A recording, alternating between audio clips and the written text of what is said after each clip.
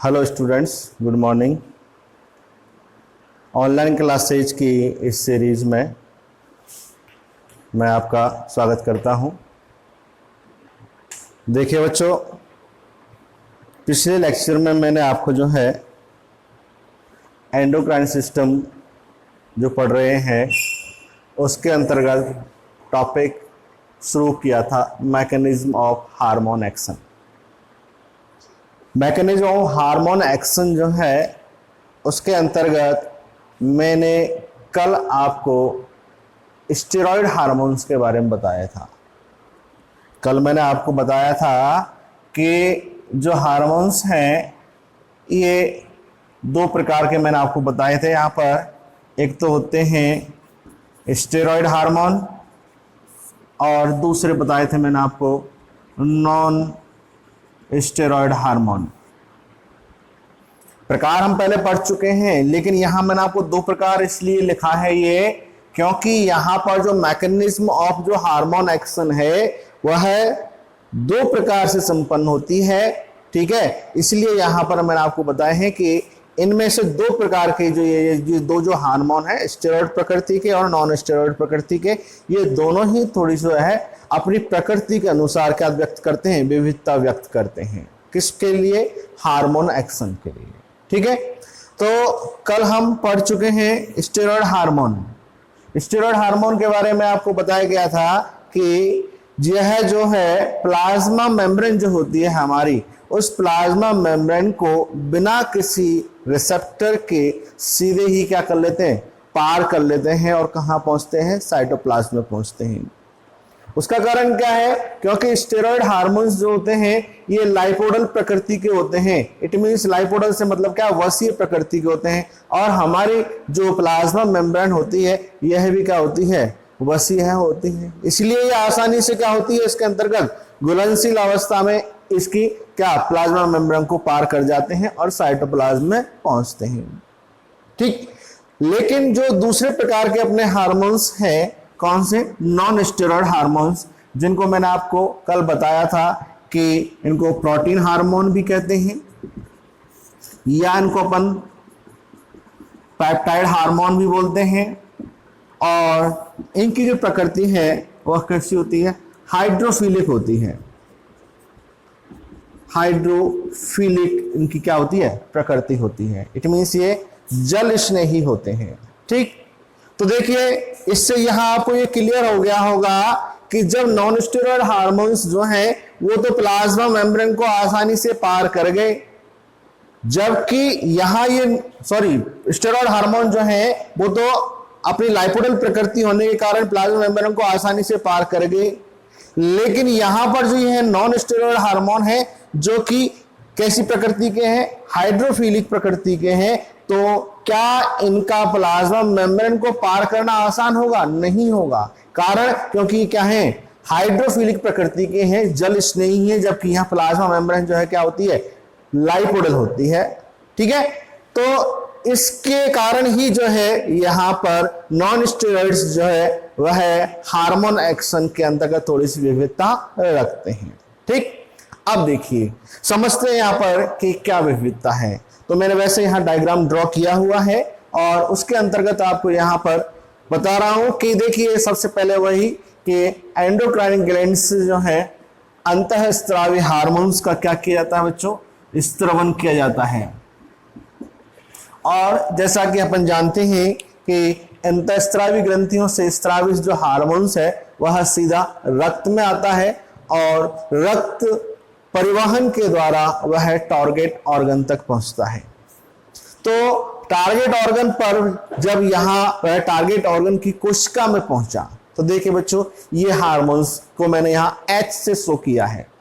ठीक है, तो यहां जब ये कौन सी प्रकृति के हैं? नॉन स्टेरॉयड प्रकृति के हार्मोन हैं, तो ये अपने आप कोशिका के अंदर प्रवेश नहीं कर पाएंगे। तो इस स्थिति में यहां पर इनके या इन हार्मोन्स को कोशिका के अंदर ले जाने के लिए एक विशिष्ट संरचनाएं पाई जाती हैं जिन्हें अपन कहते हैं हार्मोन्स ग्राही रिसेप्टर। हार्मोन रिसेप्टर या इनको अपन कहते हैं क्या? हार्मोन ग्राही। तो देखिए बच्चों यहां पर ये जो रेड कलर में मैंने यहां पर बनाया हुआ है, तो इसमें आपको दिख रहा है कि ये रेड कलर का है और इनको अपन कहते हैं क्या, हार्मोन्स रिसेप्टर।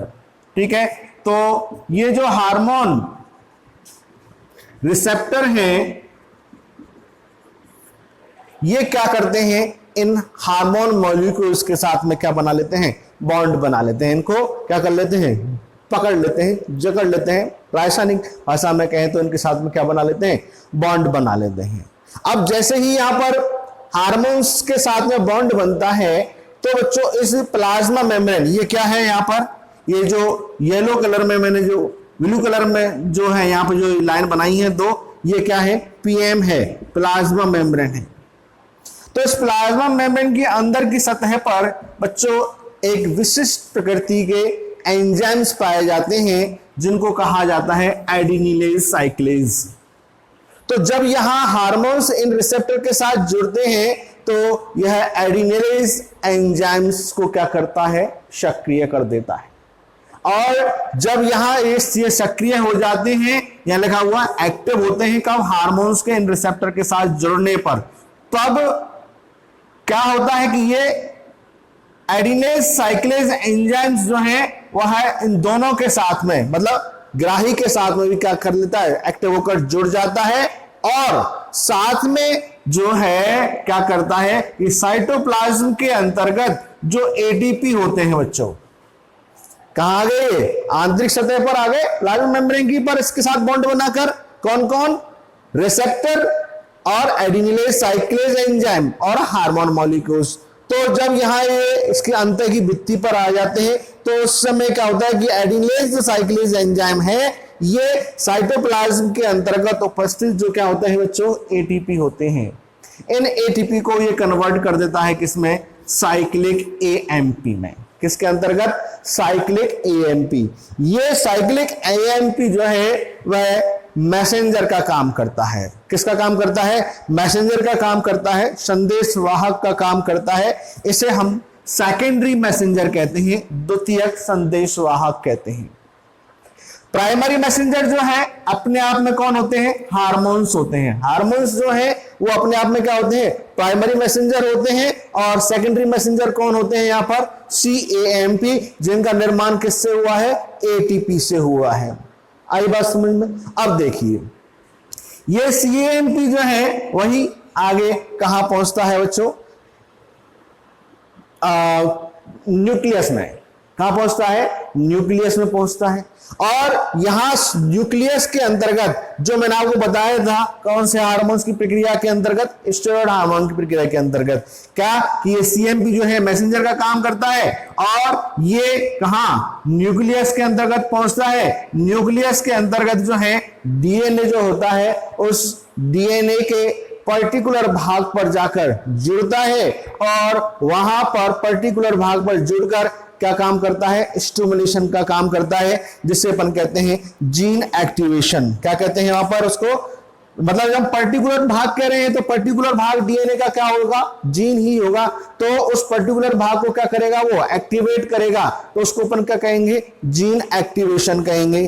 तो जब यह जीन एक्टिवेशन होगा तो उससे क्या होगा बच्चों, कौन सी क्रिया होती है, ट्रांसक्रिप्शन की क्रिया होती है। ट्रांसक्रिप्शन क्या है, ट्रांसक्रिप्शन अपन जानते हैं क्या, DNA से RNA के निर्माण की प्रक्रिया। तो इस ट्रांसक्रिप्शन से यहां पर किसका निर्माण होता है, mRNA का निर्माण होता है। और ये mRNA जो है वह कहां आ जाता है बच्चों, आगे अगली स्टेप में साइटोप्लाज्म में। आप लोग पहले पढ़ चुके हैं कि mRNA का निर्माण कहां होता है, केंद्रक के अंदर होता है। और ये न्यूक्लियोपोर्स के माध्यम से कहां, साइटोप्लाज्म में आता है। और वही प्रक्रिया जब साइटोप्लाज्म में आता है तो यहां पर ये क्या करता है, ट्रांसलेशन करता है। ट्रांसलेशन के द्वारा यहां पर विशिष्ट प्रोटीन का संश्लेषण होता है और विशिष्ट प्रोटीन का संश्लेषण होकर यहां पर इस हार्मोन्स की जो अनुक्रिया है या इस हार्मोन का जो एक्शन है वो यहां पर क्या हो जाता है, कंप्लीट हो जाता है। और फिर यहां पर जो है ये संपन्न होने पर इधर जो अपने एडिनिलेज एंजाइम्स हैं वो क्या हो जाते हैं, निष्क्रिय हो जाते हैं, डीएक्टिवेट हो जाते हैं।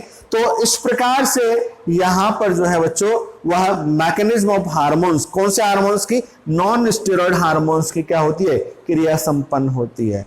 आपके बुक के अंतर्गत जो डायग्राम दे रखा है वो थोड़ा सा डिफरेंस है और मैंने आपको थोड़ा सा उसको क्या और विस्तार से क्लियर रूप में बता दिया कि कौन कौन से स्टेप आते हैं। आप थ्योरी को पढ़ेंगे तो उसके अंतर्गत यही बिल्कुल एज इट इज मेंशन किया हुआ है, तो और भी क्लियर है। चाहे तो आप इसका जो है, वैसे तो आपका जो है व्हाट्सएप पे वीडियो सेव रहेंगे तो आप रिपीट कर करके इसको भी देख सकते हैं, अन्यथा लाइव क्लास में इसका स्क्रीनशॉट करके भी अपन इसको देख सकते हैं। ठीक है, तो ये आपके हुआ यहाँ पर बच्चों आज एक टॉपिक जो कि आगे के लिए पूरी एंडोक्राइनोलॉजी के लिए हमेशा क्या है, बहुत ही बेनिफिशियल है, क्योंकि जब हम आगे पढ़ेंगे कि ये हार्मोन्स इस प्रकार से उस टारगेट हार्मोन की उस हार्मोन, ये हार्मोन जो है, कोई भी हार्मोन ले लीजिए, कोई भी हार्मोन जो है किस प्रकार से किसी कोशिका की क्या क्रिया को किस प्रकार से प्रभावित करता है, उसके अंदर कौन कौन से परिवर्तन उत्पन्न करता है, तो वहां पर सभी के अंतर्गत जो क्रिया होती है वो किस प्रकार से होती है, इसी प्रकार से होती है, इसी प्रकार से उसके अंतर्गत सारी क्रियाएं संपन्न होती है। तो उसका ये क्या है, मूल एक तरह से ढांचा है कि उसमें हार्मोन्स का नाम बदलेगा और उत्पाद का, अनुक्रिया का रूप बदलेगा, बाकी प्रक्रम जो है, प्रोसेस जो है वो हमेशा यही रहता है। आया समझ में? तो ये था आज का मैकेनिज्म ऑफ हार्मोन। आज इतना ही है, क्योंकि अगला अगर अपन टॉपिक शुरू करेंगे थोड़ा वो लेंथी हो जाएगा। ठीक है, इसमें आपकी बुक में एक बुक में क्या है, अगला एक एग्जाम्पल दे रखा है एपिनेफ्रिन का, एपिनेफ्रिन हार्मोन का एक एग्जाम्पल दे रखा है, उसको भी मैं आपको समझाऊंगा नेक्स्ट लेक्चर में, क्योंकि वो इतना समय ज्यादा लेता है तो वो हो नहीं पाएगा। ठीक है, आज के लिए इतना ही, थैंक यू।